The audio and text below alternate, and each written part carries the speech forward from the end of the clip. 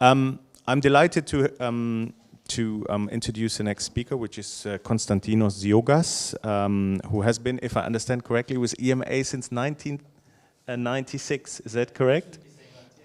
Sorry. It's on your LinkedIn profile.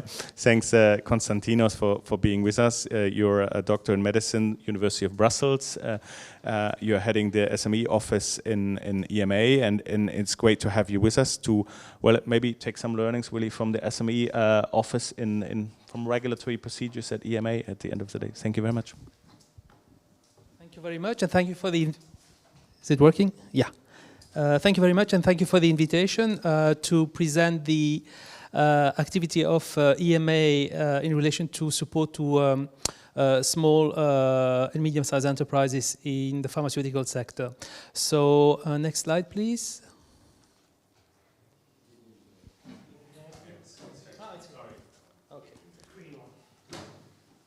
Okay, on this slide here is to give you an idea of all the different support structures we have at EMA, and we call them entry points for development stage companies. So you can see there's a wide range of different entry doors. The first one being the SME entry, but there's quite a few others, and some of them are quite new ones. For example, the support to academia. But you have the Innovation Task Force, a new one also is the Quality Innovation Group. All these are support and development tools that are available to developers to optimize their development programs. So, and all leads up to support better evidence generation at time of marketing authorization submission, so that you see at the bottom there. Now, a little bit of background on how it all started. So the SME support structure at EMA was initiated now 20 years ago. So we have a milestone anniversary this year in December.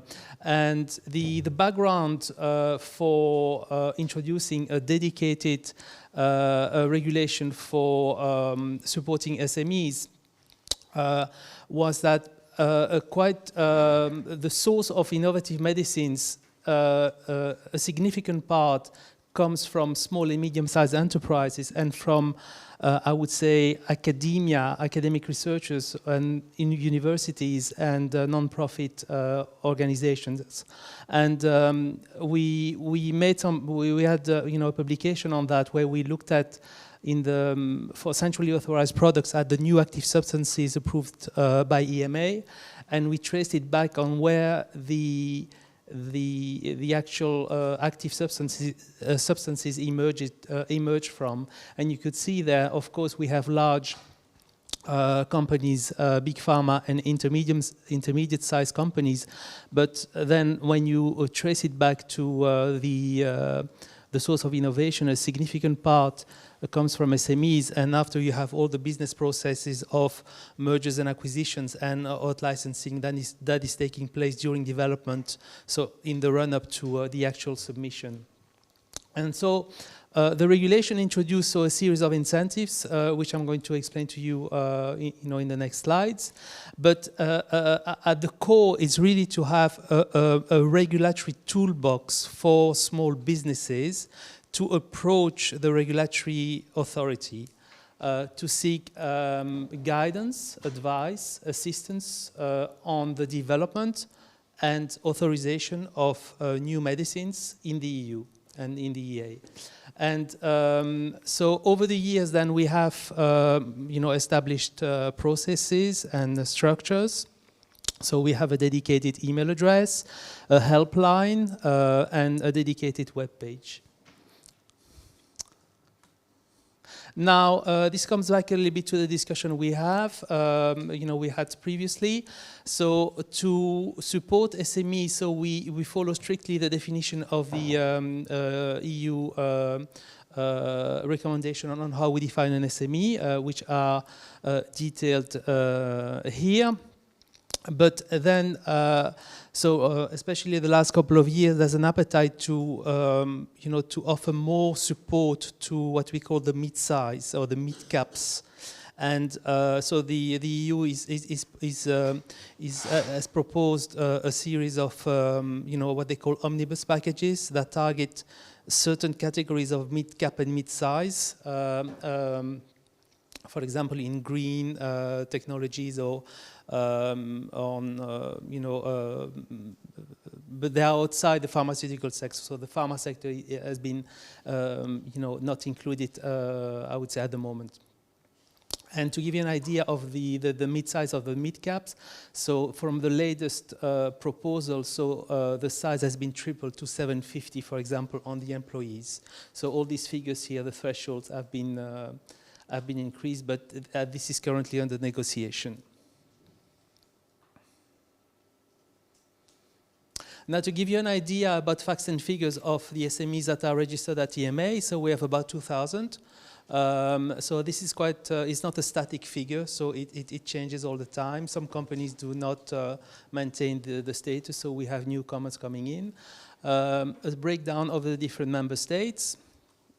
The area of activity, mostly as you understand, so working in the human medicines field, and you can see here there's also a significant part working in the med tech, so the medical devices or medical devices and pharma sector, and about 60% are at development stage. So all these figures are, if you want more details, are included in an annual report we published every year. Now a little bit some details on what are exactly the support we offer. So before a company approaches us, so we have to make sure they are meeting the condition of being considered an SME. So this is what we call the assignment and the renewal of the SME status. And then, so this opens up, the series of incentives we have. We classify this as procedural, regulatory, or administrative assistance. So this is practically guidance and advice on the regulatory framework for pharmaceuticals. So any question, topic they have, so they can contact us directly. So instead of going through other routes available at EMA, so it's just like dedicated contact point. Now, if you want to dig a little bit deeper into some discussion, so we have what we call the SME briefing meeting. So there are dedicated meetings for discussing early a regulatory strategy of product development. Fee incentives. I'm going to explain a little bit what these include, and then further down the development process and authorization, we have support to translation of the product information for EU marketing authorizations and training and engagement activities, which include also communication material like newsletters and targeted mailings. Now, a little bit more detail on what is regulatory assistance to SMEs. So this is a bit the figures we have. It's about 200 now, plateauing at 200. And an idea of the topic. So the first, the definition, the incentives, and the services available. But also questions about regulatory topics. What's the legal basis, data protection, orphan designation, exclusivities, pediatric requirements, clinical trials. CTs, where we can answer. Where we don't, then we redirect to national competent authorities as needed. Some idea here on the SME briefing meeting, so they're a bit more limited, so it's about I would say 5-10, depending on the year. And this is a little bit more detailed discussion on guidance on a regulatory strategy. And it can be discussion on a kind of pre-scientific advice type of discussion on orphan drug designation, on scientific advice, on PIPs, on prime. They're quite valued by companies because they can approach us anytime, and they're quite informal. So I think the informality, is quite valued by small companies before they embark on something which is a little bit more framed and established. Now the fee incentives for SMEs, so this is quite an important part of the package that is available to support SMEs, and the first one is actually the most important for development stage companies, is the fee reduction for scientific advice. Now, a little bit of background. So the EMA functions on a fee-based system for all its services it provides. And this was introduced a couple of years after the establishment of EMA to finance the system. But then there was a realization that for small companies or smaller actors, so there was a need to introduce dedicated incentives and hence the dedicated SME regulation. So to give you an idea on the scientific advice fees, about 80K, so 80,000 euros for one procedure. So and then is the 90% reduction on that, which is quite important for small companies. And after you have a series of other incentives, I'm not going to go through all of them. Maybe for you, in terms of the marketing authorization application, there is what we call a fee deferral, so until the outcome, which means that the invoice for the company is deferred, so it's postponed until there is an outcome on that procedure. So it's a kind of a delayed payment. Then there's special incentives for certain types of products. For example, for orphan drugs, there's 100% fee reduction. And an interesting one also, which was introduced, it's called a conditional fee exemption.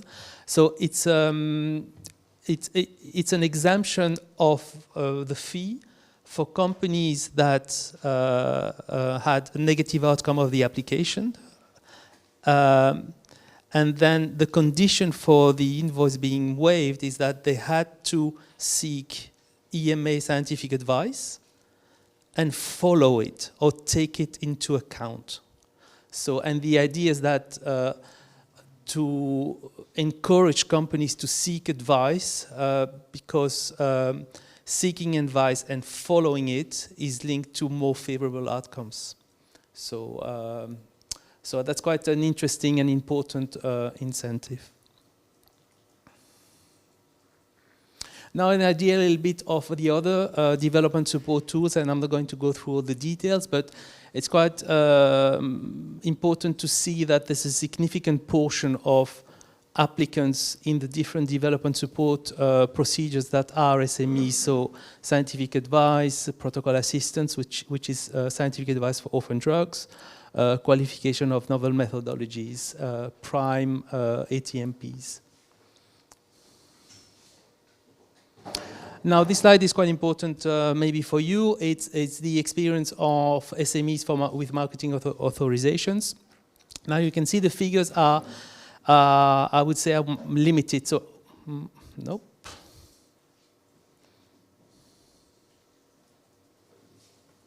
Go back. Right one.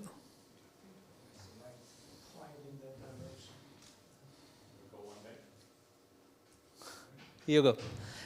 Oops. Here you are. So in terms of applications, so we have about 15, 20 per year. To give you an idea, for centralized applications, so there are about 100 or 120. Nope. Playing up. Here you go. So yes, so the figures are there. So it's about 15, I would say 15 per year in a year. So for all centrally authorized products positive is about 100 to 120. Now, and behind these figures, we also have to factor in the licensing activity that is happening before submission and during the marketing authorization. So there's quite a significant number of products that are developed by SMEs up to the time of marketing, and then due to commercial reasons they are bought up by big pharma or non-SMEs. Now, the success rates, I would say, has increased over the years, and I think that's quite a positive result. Sometimes it goes up in certain years, and we have to factor in the low figures into that. But the trend is like an upward trend, still below big pharma. So I would say the average has been now approached to 75% compared to big pharma, which is much higher, approaching, let's say 85%, as far as I know the latest figures.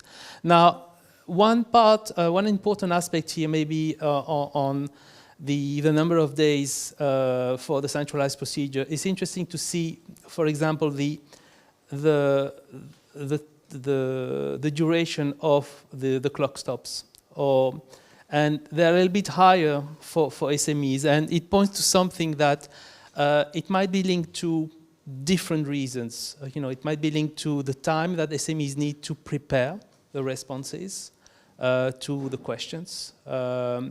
So it might be linked to also some files being premature or submitted prematurely, and it goes back to one of the comments before.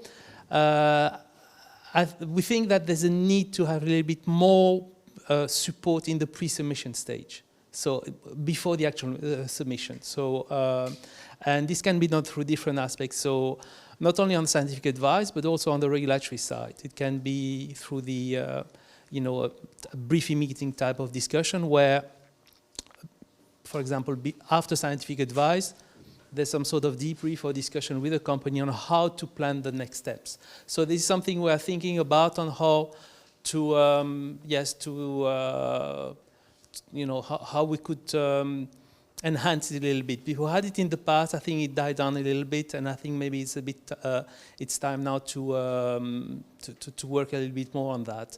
Now, some other points. Yes, I want to insist again the importance of seeking scientific advice. Again, in the context of the the joint consultations, that the seeking advice has been shown, and this was outlined in publications, that seeking scientific advice and following it has been linked to increased success rates of marketing authorizations. So, so an important point to note. Now, on this here, I won't go into the details, but it's quite important in relation to increasing the knowledge base. So, so we've done quite a lot on training and education and engaging with partners and stakeholders. So in terms of training and education, so we have dedicated material, and the user guide, I think, has been a success. It's a kind of digest of the pharmaceutical legislation in about 60 pages. It's quite challenging to do, and we try to maintain it. We organize what we call info days with our training events with different speakers that are quite successful, and we try also to disseminate information through newsletters where we compile news item of interest for companies, and then we have all the the attendance at different meetings and conferences that are quite important to pass on the information on the services, what we offer in the SME office, but not only, so across EMA. Another part here on the SME register, we're trying to to increase to have information on the companies that are registered with us, and this is quite useful for some partners and institutions. Yeah, I can skip that one. So this is about the the different training events we have, and you can see this quite a wide range of conferences and partners we interact with. Yes, I can skip that one. So this is again how we engage with different partners. So working in the the biopharmaceutical ecosystem, so be it the EIC or the EIB, and other sister agencies across the EU. Okay, thank you very much.